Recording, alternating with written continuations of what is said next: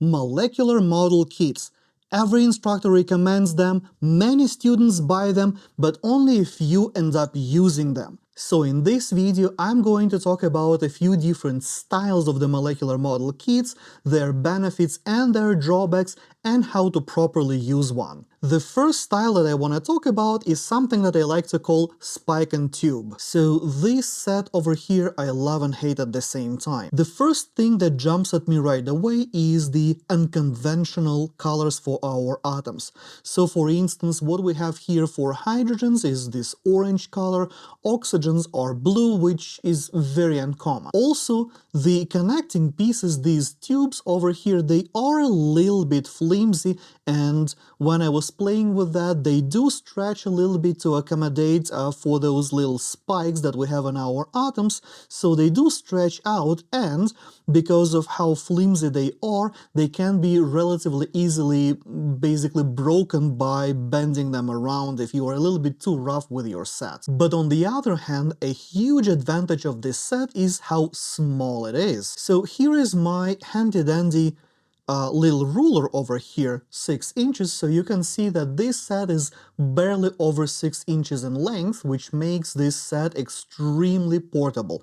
Plus, it comes in this very useful little box, so once you're not using your set, once you're done with it, you can easily put it back into the box and have it in your backpack or whatnot. So if you are willing to deal with the unconventional colors for the atoms, this set is pretty cool. I personally kind of like it. My second set is this rather interesting looking polyhedral set. The polyhedral set does look pretty interesting. And another thing that I want to point out right away, which I noticed immediately when I started playing with this set, is that the structures are very snappy and they are holding their structure very well. So while other sets you can relatively easily force the structure out of shape, these structures are pretty rigid and they're quite difficult to force out of shape, which means that if you're going to be changing your conformations, like here for instance I've done my chair flip, this chair flip is very nice, very snappy and very easy changing from one shape to another shape without having to readjust the structure and finick with that. The biggest issue that I have when it comes to this set is that it comes in this pocket over here, this envelope or whatever you want to call that thing. And the problem with that is that it's just a bunch of bags inside of bags inside of bags. And when it comes to the set pieces, the pieces are fairly small. So our connecting pieces over here are just this little tiny sticks, whatever you want to call them. So when I was building a few molecules using this set, I already managed to lose a few of those pieces, and having them sitting in a bunch of little baggies over here is definitely not helpful. So if this is a type of a set that you are planning to carry with you to maybe to school or to your exam or something like that, that might not be the best set for that, simply because it is going to be a hassle to deal with all those little bags that you have inside of this pocket. But as I said, the definite advantage of this set is that it will force you to have the proper structures, because it will not yield if you are trying to squeeze it out of shape. And the last one, my personal favorite, is this ball and stick classic molecular model set. Now, just because this is my favorite set doesn't mean that this set is perfect or doesn't have any problems with that. The way you make molecules with this set is by using the balls with the openings, with the holes, and we have those sticks. And sometimes the size of the hole and the size of the stick, they're not perfectly matched with each other, which means that when you are putting your molecules together, they can be either awfully tight or sometimes they can be loose and wobbly. So occasionally you might have to play with your set and your pieces in order for them to fit properly. And another issue that I see with this set is that this is plastic. So if I wanted to change the conformation, let's say I have this cyclohexane over here, if I wanted to flip my conformation, it is not as snappy as the polyhedral set, so you might have to play around a little bit with your structure to make sure that everything aligns the way it should, and unless you know how the conformation should look like, that can potentially be misleading because the structure does not really force you into the shape. But instead, you do have to finick with that a little bit, you do have to play with the set a little bit to make sure that your shape is good. But from the purely aesthetic standpoint, I do like how this set looks like, I do like the structures that it produces, so if you want something that looks good and functions more or less good as well, that is a good set for the, stereochemical purposes and whatnot. This type of a set also usually comes in a very nice box, and depending on the exact style that you are going to get, or if you consider getting one of those, it might even have the instructions on how to build different molecules, which is definitely handy if you don't know how to properly approach your molecular modeling to begin with. And while this set is a little bit larger, it is still quite portable, so if I bring my ruler back in, you can see that it is maybe like, 7 inches long or something, so it is a little bit bigger than the smallest set that I showed you at the very beginning, but still very portable and really easily fits into the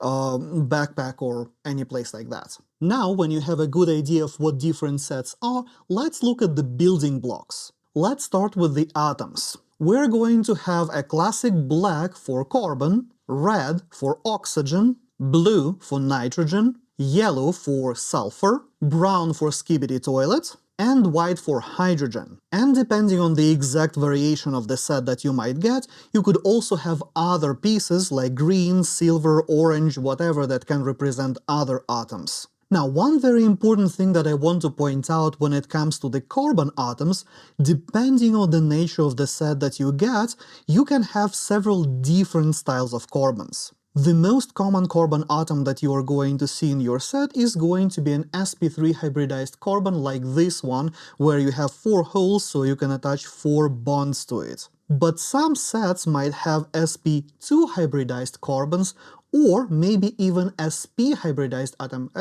Stop moving, please. Thank you. And you might even have a carbon atom with 5 holes that can represent an sp2 hybridized atom, where you can add the orbitals like p orbitals to it. If you do have those uncommon atoms in your molecular model set, I suggest you pull them out right away and take them away so you don't accidentally use one of those in your molecule building. Because if you grab the wrong atom, your geometry is going to be way off. Now, when it comes to bonds, we have several different styles as well. We have these tiny guys over here that we are typically going to be using either for hydrogens or for space-filling models. Like for instance in this structure over here, I'm using the tiny bonds to attach my hydrogens to the carbon so they don't take too much space. We also have these middle-sized bonds, which are going to be your main bonds for building your molecule, so these are my regular bonds that you can see in my structure over here. And finally, we have these longer bonds, and those are specifically designed to be bendy so you can make double or triple bonds like what I have right over here. These guys do not hold the shape very well, and they are very bendable, so if you're going to try to use that for single bonds, your structure is going to be extremely wobbly and it is not going to be holding the shape. So whenever building your molecular model, make sure that you're using the middle-sized bonds and not the longer ones unless you're using that for pi bonds. And of course, depending on the nature and the size of your set, you might also have representations for the orbitals like what I have right over here. Typically, only much larger sets do have the molecular orbitals, and if you don't have those, that's not a big deal. You don't actually need those unless you want your molecular structures to look very neat and, representing electron pairs or whatever else. And here is one more tip how you can get more use out of your molecular model set. Now, while the whole point of having molecular model kit is that you can build different structures,